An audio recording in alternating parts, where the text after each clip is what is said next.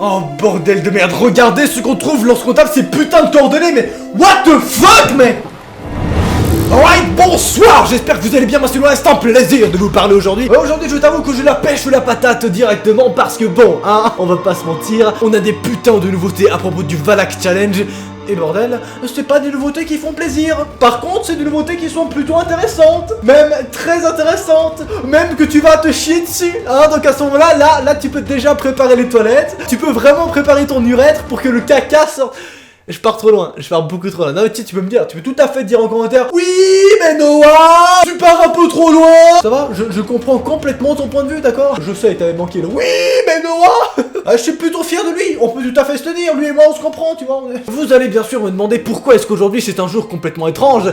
Eh bien parce que aujourd'hui, j'ai pu enfin mettre en place cette putain de vidéo dans laquelle on va découvrir où peut-être se cache le démon Valak. Et surtout, quelle est la vraie origine du retour de ce démon aujourd'hui? Dans quelle personne est-ce qu'il se serait peut-être réincarné? Pourquoi? Quel est le fuck? Bref, on va décortiquer tout ça, je vais vous sortir le vrai du faux. Et bien sûr, tu vas me regarder dans les yeux et tu vas me dire: putain, j'adore ce mec. Hein, hein. Je sais que tu me kiffes, je sais, t'as pas besoin de le préciser, t'as pas besoin. Pourquoi j'ai parlé à un mur? Je sais pas, bon. Alors bon, je te dis bien sûr, bienvenue dans l'actualité paranormale.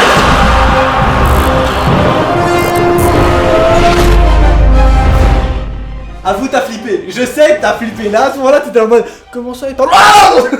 Voilà, très belle imitation, merci, je sais que tu fais exactement ça, vraiment, quand tu surjoues pas du tout, non, non. Mon enquête mystérieuse à propos du Valak Challenge a donc débuté lorsque j'ai recherché plein de personnes qui ont donc contacté cette espèce de démon. Bien sûr, je te précise que ceci est le 3e épisode des épisodes sur le Valak Challenge. Si tu veux en voir d'autres, tu peux bien sûr cliquer en description ou alors cliquer sur la petite fiche qui s'affiche ici, voilà. Oh, je sais pas quel côté, du coup je fais comme ça. Bien sûr, si tu kiffes ce genre d'enquête, tu peux totalement t'abonner à ma chaîne et activer la cloche. Suite à mes enquêtes, j'ai remarqué que très souvent on m'envoyait des témoignages et le démon Valak, ou la chose qui se cache derrière ce compte, répondait très souvent une espèce de suite de codes. Cette suite de codes, je me suis dit: mais qu'est-ce que c'est que cette sorcellerie? Je ne comprends pas, voyons. Ce sont des coordonnées.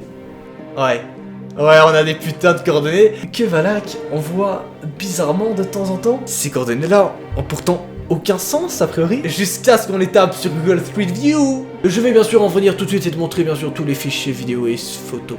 Et ce photo avec un S, tu vois, cette photo.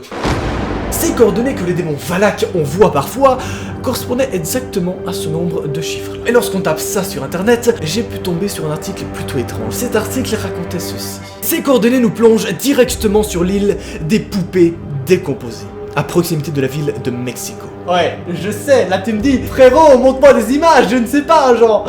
T'inquiète pas, ça arrive tout de suite, mais je te précise également qu'on a deux coordonnées. On a la première que je vais te montrer là tout de suite, on a une deuxième coordonnée encore beaucoup plus étrange et beaucoup plus parlante qui va arriver un petit peu plus tard dans la vidéo. Je sais, là vraiment cette vidéo elle va être stylée, je te le dis car genre vraiment. Bref, revenons donc à cette île des poupées décomposées. Dans les années 1950, un ermite qui venait s'y installer aurait perçu l'esprit d'une petite fille noyée dans les marécages alentours.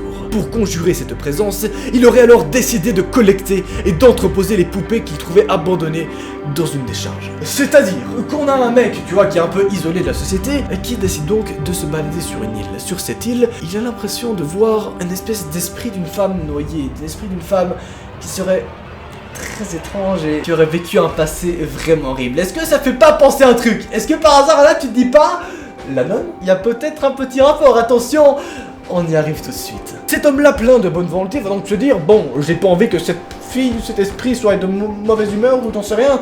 Donc il va arriver chaque matin et apporter des poupées sur cette île pour que la petite fille puisse jouer. Il fait ça 1 jour, 2 jours, 3 jours, 4 jours, 5 jours, 1 semaine, 2 semaines, 1 mois, 8 mois, 12 mois, bref, il fait ça durant 5 ans. Durant 5 ans, la même personne vient déposer chaque matin une nouvelle poupée sur cette île. Jusqu'à ce que, bien sûr, cette personne décède dans de tragiques circonstances. Laisse-moi te raconter tout ça. L'homme fut donc mystérieusement mort, noyé en 2001. Et le lieu est donc resté en état. C'est-à-dire qu'on a bien, et donc ça c'est très important, c'est pas un Photoshop ou je sais quoi, non, on a bien un endroit sur Terre où on a des putains de poupées décomposées à la suite. Ces poupées-là représenteraient l'héritage d'un homme rejeté de la société qui serait mort au même endroit. Pourquoi? Hein? Finalement totalement. Ce genre de choses, j'aime pas. Moi, j'aime pas trop, vraiment. Je fais des galipettes comme ça, histoire de redescendre un peu de l'ambiance, d'accord? Ah, c'est gênant. Non, tu peux le dire. Tu peux complètement le dire. Hein, c'est gênant, y a pas de souci. Moi, je suis ouvert.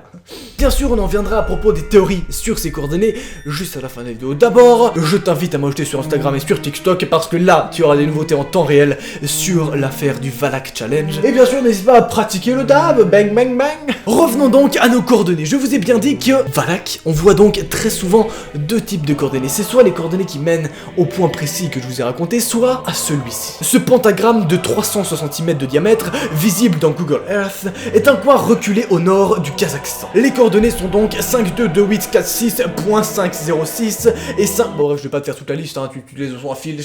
Oh, je vais pas... Oh, tu t'en fous, hein. Et non, malgré ce qu'on peut croire, ce symbole-là est en réalité juste un simple parc d'attractions. Pourquoi est-ce que vous faites un parc d'attractions avec un signe du diable? Est-ce que je peux savoir? Voilà, c'est une question que je pose. Après, moi, je viens là. C'est pas que moi, ça m'attire pas de ouf. Je veux dire, l'autre jour, mon daron, il est arrivé, il a fait « Eh frérot, tu vas aller voir le parc du diable !» Enfin, il a une forme de... Ça t'intéresse pas? T'as pas envie de mourir? Je comprends. Sur ces deux coordonnées, je vous ai préparé une théorie plutôt intéressante. Mais juste avant, tu dois me promettre de ne jamais participer au Valak Challenge. Vraiment. D'accord? Tu ne fais jamais. La théorie que j'ai donc concoctée serait qu'il y a clairement une putain de malédiction sur cette île. Vous savez, lorsque je vous ai dit que la fille était morte, je vous ai aussi précisé que la fille qui était sur cette île serait morte donc noyée. Puis la vieille personne qui vient durant 5 ans déposer des putains de poupées sur cette île, s'est également noyée. Est-ce que il y aurait pas une espèce d'entité, un espèce d'esprit qui arbitre cet endroit et qui maudit un petit peu tout ce qui s'y produit? Et moi, ce que je me demande, c'est est-ce que récemment il se serait pas produit quelque chose? Est-ce que peut-être il y aurait pas une nouvelle victime? Une personne qui s'est rendue sur cette île et qui a ouvert son application WhatsApp, puis qui a commencé à subir une espèce de possession? Peut-être que cet esprit-là s'est réincarné dans l'esprit que nous considérons comme le Valak WhatsApp ou dans la personne qui détenait donc ce smartphone. C'est donc ainsi que serait né le compte Valak WhatsApp. Je trouve cette théorie plutôt intéressante, voilà, c'est clairement stylé. Des esprits qui sont pas cool, tu vois vraiment c'est le genre d'esprit, tu te balades tranquillement en soirée, t'es là, bon alors les boys, hein, ce soir, c'est du Schweppes, hein. Et il y a Satan avec nous, si jamais, voilà, putain j'avais pas de chute pour cette blague. Oh la blague nulle. Oh, je suis désolé, vraiment Bien sûr, dès qu'on aura des nouveautés à propos de l'affaire Valak, tu seras directement informé sur ma chaîne, donc abonne-toi et active la cloche. Et évidemment, 10 000 likes, je produirai un nouvel épisode. Tu rejoins évidemment la team Noir en m'ajoutant sur Instagram et sur TikTok. Bref, allez, salut.